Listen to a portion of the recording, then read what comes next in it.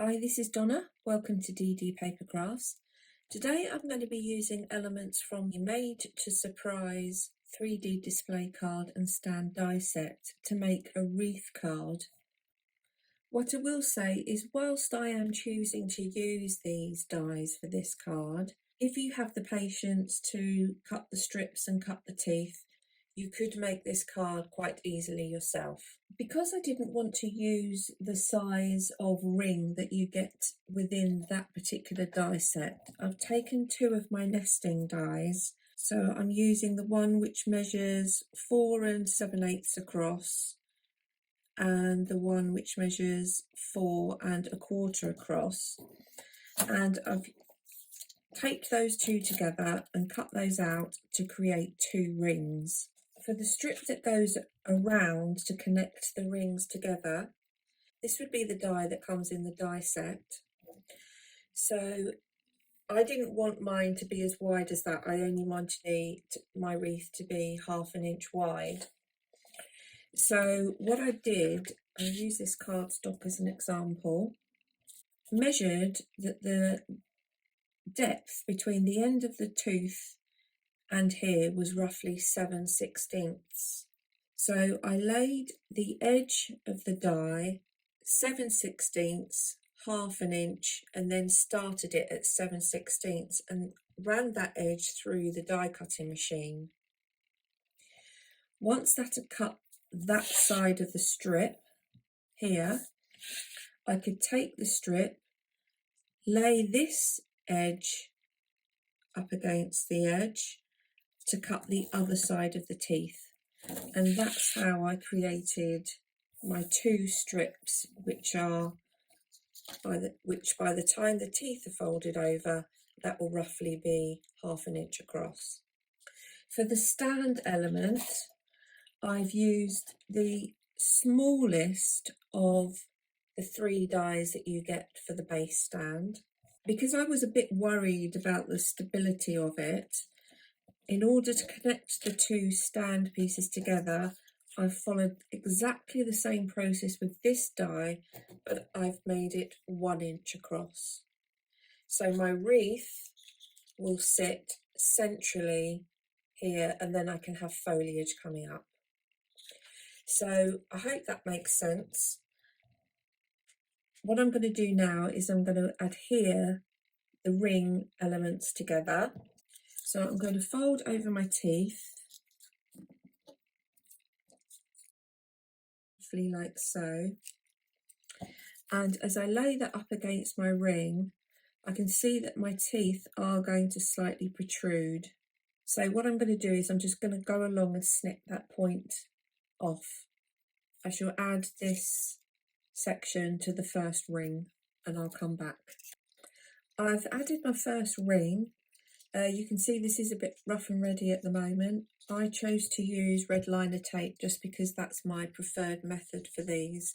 You can see when I added the second strip, I forgot to cut the ends off the teeth, so I've gone round and snipped those. Now, under normal circumstances, if I was making one of the regular display cards, I would have paid particular attention to the scoring, and when I was adhering it, making sure that I didn't get these little gaps. It's because this is all going to be covered, this is purely my base, I'm not concerned with that at this stage. So I'm going to go ahead and add the second ring onto this side, and then we will put the base together.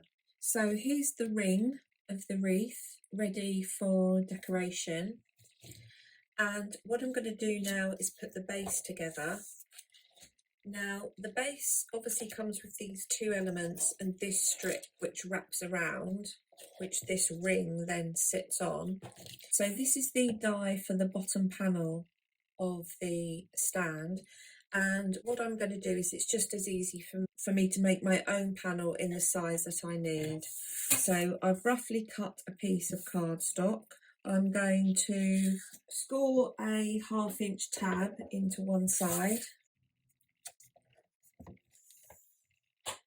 The base piece is 5 1/4, so I'm going to score at 5 1/4.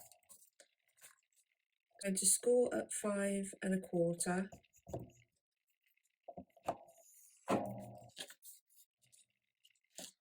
Score at 5 3/4. And I'm just going to cut this excess off here. Then I'm going to place it back in, score at 1 1/2. So that's going to give me my 1 inch depth of my stand, and then score at 2. And I'm just going to cut off this excess here. And then that is roughly the shape that I need for my bottom panel. The end of the stand here will line up with the end here. This will curve round, and I can trim off that excess. This tab here will be adhered to the bottom piece, and then this will flip up to create the bottom. So I shall stick that down. Our wreath will get hot glued onto here. What I'm going to do now is I'm going to start the decoration of the wreath. I'm going to do some of the decoration before I adhere it. So I think the first thing I'm going to do is I'm actually going to wrap it in some green ribbon, which will also give it some strength. I've used this Make and Create ribbon, which is from the Works, and I've just wrapped that all the way around the wreath, just to give a little bit more rigidity and to just give me a nicer base from which to now feed my die cut foliage pieces, etc. into and hot glue to. So I'm now going to get my foliage pieces ready.